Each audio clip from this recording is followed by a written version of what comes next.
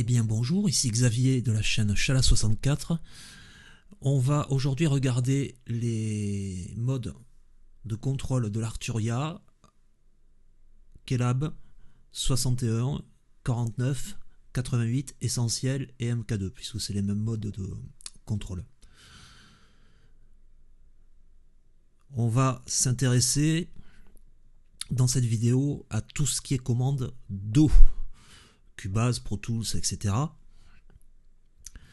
Comment les régler, comment réassigner les fonctions de Cubase si vous souhaitez réaffecter certaines fonctions, puisque sur l'essentiel il n'y a pas de fonction solo, de fonction mute ou de fonction zoom, donc il peut être intéressant de les affecter au pad. Pour ça je vais vous montrer comment faire et comment configurer donc l'Arturia et Cubase. Mais avant tout, générique.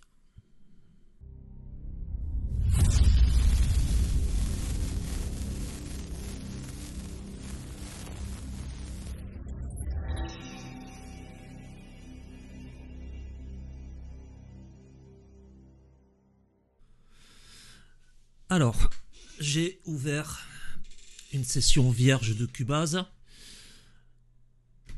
J'ai connecté mon clavier Arturia.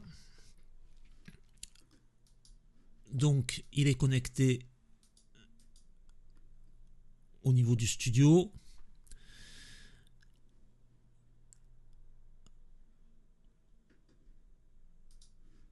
Ici.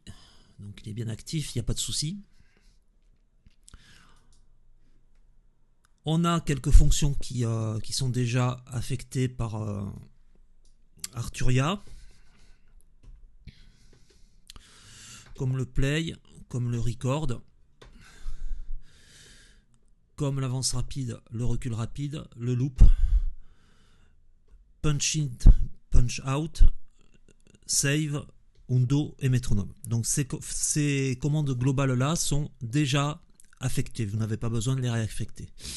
Par contre, en l'occurrence, il n'y a pas les commandes de loop, de mute et d'autres commandes que vous pourriez avoir besoin de vouloir contrôler au pad directement sur votre clavier, comme le quantize ou les zoom par exemple, ou les sélecteurs d'outils. Donc, on va regarder dans le détail comment mettre tout ça en symbiose et comment contrôler votre écosystème directement à partir de votre clavier, puisque c'est un petit peu le but de ces contrôleurs là. Alors, il y a une fonction très intéressante dans le Cubase 12 qui est la fonction MIDI Remote, qui va permettre de pouvoir réaffecter l'intégralité des commandes sur un contrôleur MIDI générique, peu importe la marque. On va ouvrir ici une instance de piste. Je vais en ouvrir 8 par exemple. Enfin, je vais en ouvrir 16 d'ailleurs.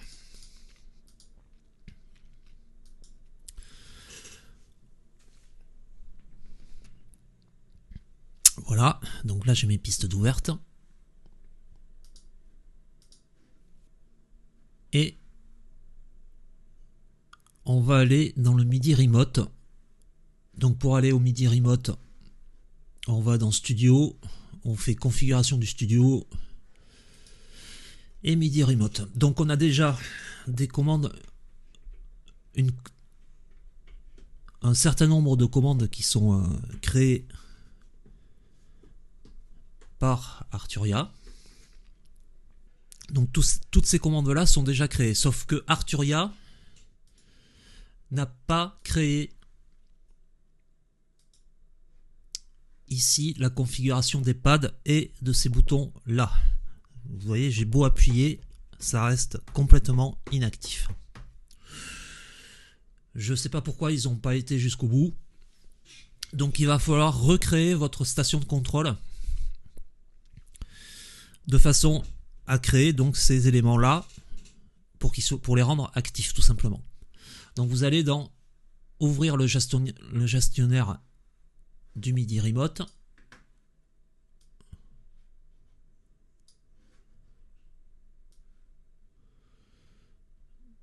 Je vais réaligner mes zooms pour que vous voyez bien à l'écran comment ça se passe.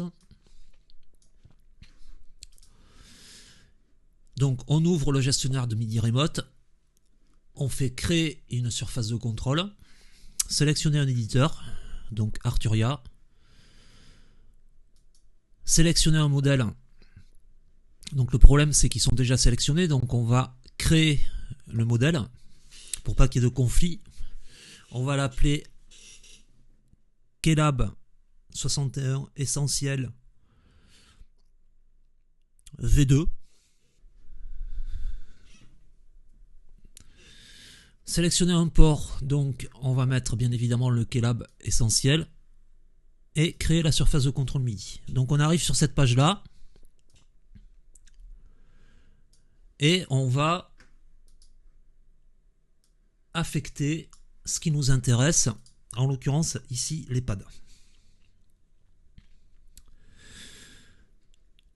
Donc on clique sur le pad, on appuie sur le pad, vous voyez que j'ai appuyé sur le pad, il m'a créé la sélection.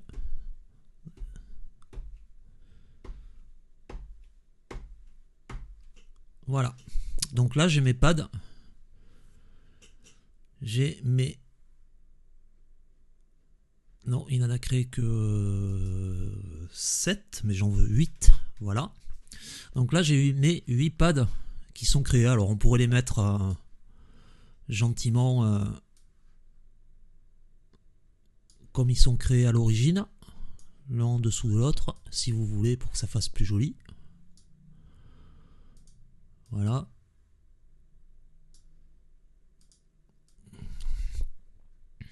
Voilà. Donc là, j'ai créé ma surface de contrôle, j'ai réaffecté, enfin j'ai créé mes pads pour qu'ils soient reconnus par Cubase. Maintenant, il y a une autre manip à faire sur l'Arturia, c'est que par défaut, vous avez ce qu'on appelle le Map Select ici, qui va vous permettre donc de sélectionner vos différents mappages de contrôle. Je rappelle que sur la série Essentiel, on a 8 maps possibles. On a une map dédiée à l'écosystème Analog Lab de chez Arturia, qui va vous permettre de contrôler physiquement tous les synthés virtuels d'Arturia avec le panel ici des faders, des knobs qui sont déjà affectés. Vous allez pouvoir changer les sons, vous allez pouvoir changer les banques, les presets, sélectionner votre preset directement via le clavier sans passer par la souris. Vous avez le mode Do Control qui est le deuxième mode. Donc ce mode là est réservé aux DAW tels que Cubase, Logic Pro, Pro Tools, Ableton par exemple. Donc c'est ce mode là qui va vous permettre de contrôler votre DAW. Et vous avez sur les séries essentielles, vous avez 6 banques de users. Vous en avez 10 sur les séries MK2. Donc sur ces banques de users là, vous allez pouvoir réaffecter l'intégralité des commandes du clavier de façon à pouvoir pousser à l'extrême une configuration MIDI pour pouvoir piloter exactement ce que vous voulez. Donc pour ce faire, il va falloir ouvrir un soft qui s'appelle l'Arturia MIDI Control Center.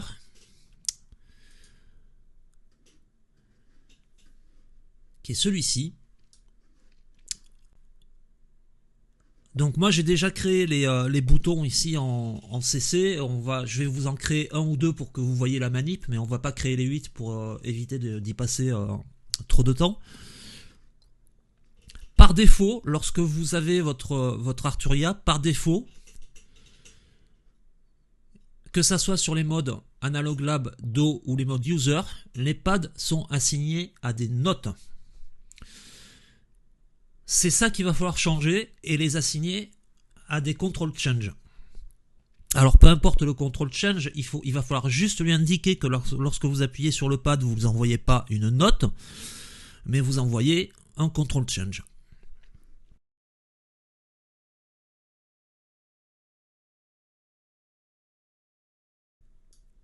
Vous n'allez absolument pas pouvoir modifier les réglages d'origine de l'Analog Lab et du Do, parce qu'ils sont en mode read only, donc vous ne pourrez pas les réécrire. C'est pour ça qu'il va falloir passer par un user. Donc moi j'ai déjà créé le user pour Cubase. Je vais vous montrer comment les réaffecter. Donc on va prendre ici un user par défaut vierge, le 6. Donc si j'appuie sur mes pads, vous voyez qu'ils sont en MIDI note. D'accord? Ils ne sont absolument pas en CC. La première chose à faire, c'est de vérifier dans le device setting que vous êtes bien ici dans le Do mode en Mackie Control, sinon ça ne marchera pas. Vous avez deux modes, le mode Mackie Control et le mode HUI. Donc vérifiez bien que vous êtes ici en mode Mackie Control. Une fois que vous avez check ça, vous sélectionnez un pad et vous allez lui affecter son mode de commande. Ici donc, on est en MIDI note, on va passer en switch control. Vous pouvez laisser le canal MIDI. D'office il va être sur 10. Moi je préfère, pour éviter les conflits, je préfère les mettre, parce que le 10 est souvent réservé aux instruments de type drum. Donc pour éviter les conflits qu'il peut y avoir entre les éditeurs, moi je le rebascule en mode Channel 1. Vous avez ici en dessous le CC number. Donc je vous conseille là aussi de mettre un CC vierge. Gate toggle, ça vous pouvez le laisser en gate. Le toggle, c'est-à-dire que lorsque vous allez appuyer, c'est une fonction on-off. Lorsque vous allez appuyer sur votre pad, si vous êtes en toggle, il va falloir réactiver le pad. Donc en fait, on va pas se mettre en toggle pour cette fonction-là de zoom. On va se mettre plutôt en gate. Enfin, on va pas se mettre en gate, on va se mettre en toggle justement. C'est une fonction donc de façon à ce que si vous appuyez, vous allez activer par exemple le mute, et si vous réappuyez dessus, ça va désactiver le mute. Si j'étais resté en gate, j'appuie, ça m'active le mute, mais au moment où je vais relâcher, ça va le désactiver. C'est parce qu'on cherche ici, donc on se met bien en toggle ici. Enfin, on peut le faire aussi via la commande de Cubase, mais c'est plus simple de le définir au départ. Et vous pouvez changer la couleur si vous voulez du pad. Donc là on est en switch control, tout va bien. Donc je vais vous faire le deuxième. Donc le channel, soit vous mettez en 1, mais vous pouvez aussi vous mettre en mode user, ça marche aussi. Évitez le canal 10, moi je vous conseille vraiment d'éviter le canal 10. Donc on se met en switch control et on choisit un contrôle vierge. Et là on se remet en toggle. Une fois que vous avez paramétrer vos 8 pads ou les 16 si vous êtes sur un MK2, vous n'oubliez pas de sauvegarder et vous faites store tout. Alors le store, attention, la confusion peut être assez fréquente. Si vous faites store, ça va, le store en fait il va envoyer ce que vous avez défini dans votre software ici, il va l'envoyer au clavier, mais ça ne veut pas dire qu'il sera sauvegardé dans le software. C'est-à-dire que si vous faites que store, que vous coupez le soft, lorsque vous allez rallumer le soft, il va se mettre en défaut, et si vous avez pas sauvé, vous n'avez plus qu'à recommencer tout votre paramétrage intégralement. Donc si vous voulez que tout se passe bien, vous faites save as, vous allez nommer votre setup, appuyez sur entrée, ça va le sauver, et après vous faites store pour l'envoyer sur votre Keylab. Voilà, donc là on a paramétré l'essentiel ou le MK2 et pour lui expliquer que lorsqu'on appuie sur un pad, c'est plus une note qu'il envoie, mais c'est un control change. Maintenant, il va falloir le définir dans Cubase. C'est là où on va passer par le mode MIDI Remote. Et là, tout simplement, vous allez ici appuyer sur le clic droit de votre souris. On va passer d'ailleurs plutôt sur la console, parce que pour la fonction mute et solo, c'est sur la console qu'elle va apparaître. Donc, vous cliquez sur la souris et il va vous développer donc cette petite boîte de dialogue. Vous allez mettre choisir pour l'assignation MIDI Remote. C'est plus facile que de parcourir les fonctions. Donc là, vous avez rendre muet. Vous sélectionnez le contrôleur que vous voulez configurer. Donc là, en l'occurrence, celui qu'on a créé. Parce que je vous rappelle que sur la configuration de base de chez Arturia, les pads ne sont pas créés. Et là, vous appuyez sur votre pad. Il a bien pris en compte le pad. Vous faites appliquer l'assignation. Maintenant, une fois que l'assignation elle est appliquée, vous avez ici différentes infos. Donc on a la sélection du mode de valeur. Donc vous vous rappelez tout à l'heure que le mode gate, lorsque vous appuyez, vous relâchez, donc la fonction s'allume, et lorsque vous relâchez, la fonction s'éteint. C'est ici le mode jump. Donc on va se mettre en toggle, de façon à ce que quand vous relâchiez le pad, la fonction reste active. C'est ce que je vous ai expliqué tout à l'heure en début de vidéo. Ici, vous avez une valeur très importante, c'est-à-dire c'est la valeur fixe ou la valeur sélection de piste. Alors,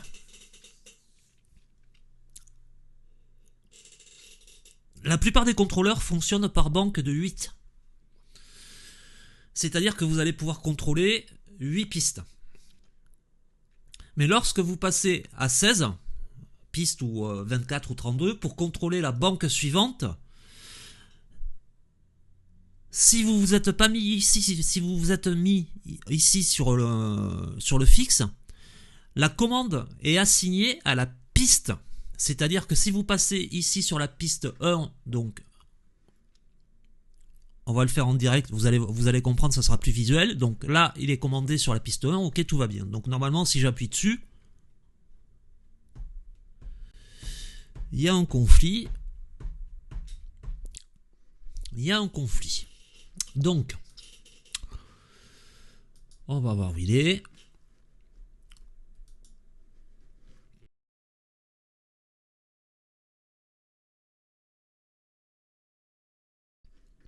Alors, il est en pané gauche-droite. C'est pas pané que je veux, c'est mute.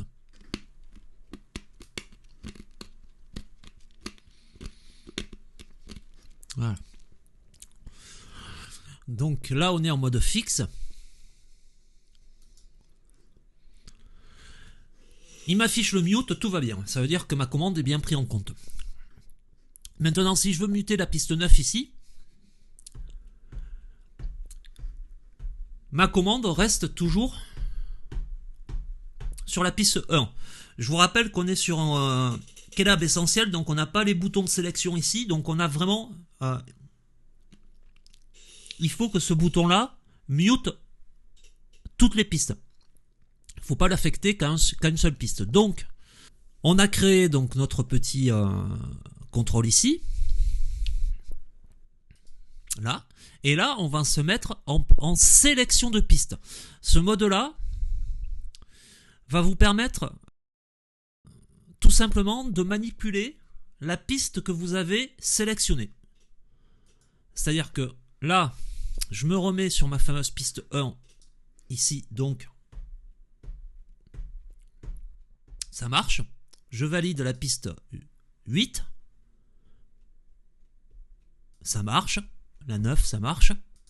Et ainsi de suite. Donc maintenant, on va faire pareil pour le solo. Donc choisir l'assignation.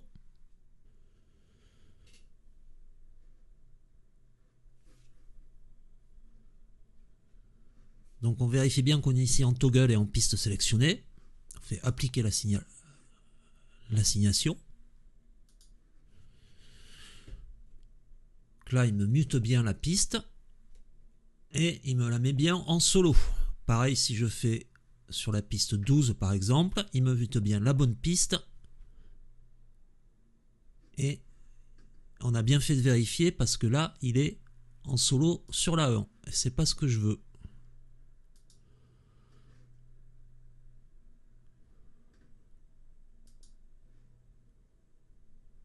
Non, voilà.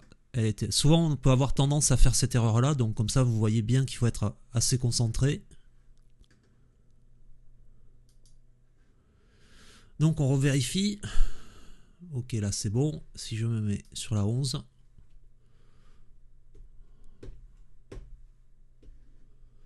c'est bon aussi.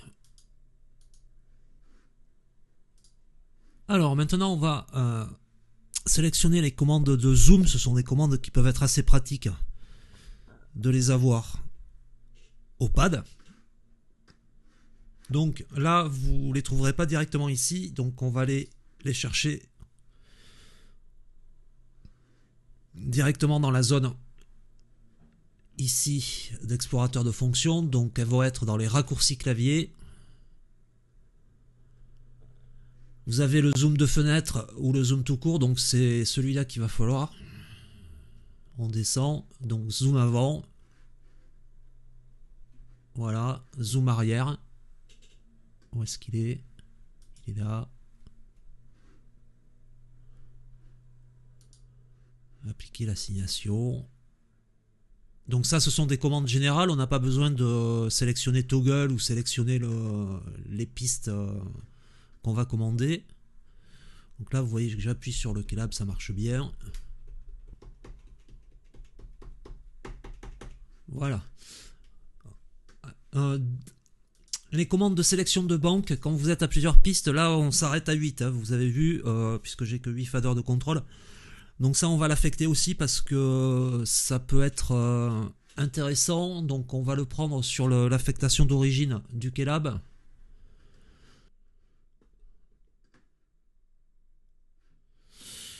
On va les affecter là, parce qu'a priori il y a peut-être un conflit. Donc je vais alors, banque de console suivante, donc ici. Appliquer l'assignation. Banque de console précédente, ici. Appliquer l'assignation. Des fois, il peut y avoir des conflits entre les éditeurs au niveau des CC. Donc ça, faut pas vous acharner, vous changez de disposition. Et normalement, là, ça devrait marcher. Voilà, donc là, on voit bien la banque qui se déplace de 8 en 8. Et là, alors, quand vous allez sélectionner un fader, normalement, alors là, ils ne sont pas paramétrés, on va le faire. On va tout faire, comme ça vous voyez exactement comment ça se passe.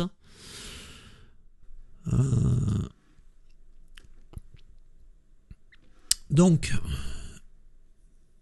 on va ici affecter les faders. Voilà, je vais peut-être trop vite là.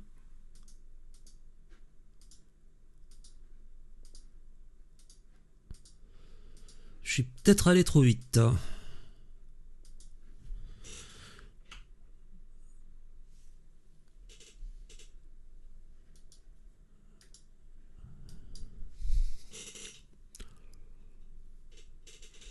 Fader 1. Assigner l'application. Et focus. Sélection de piste.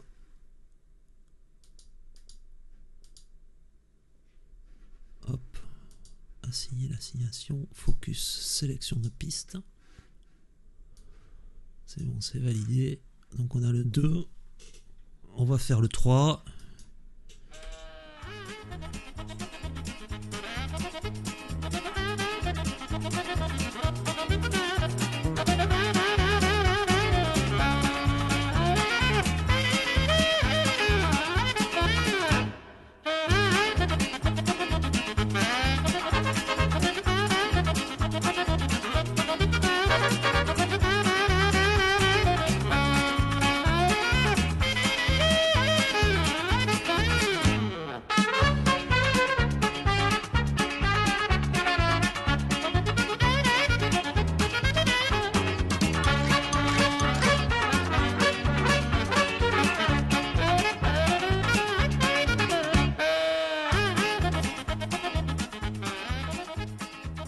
Voilà, donc j'espère que cette vidéo vous aura été utile. Si vous avez des questions, n'hésitez pas à les poser en commentaire.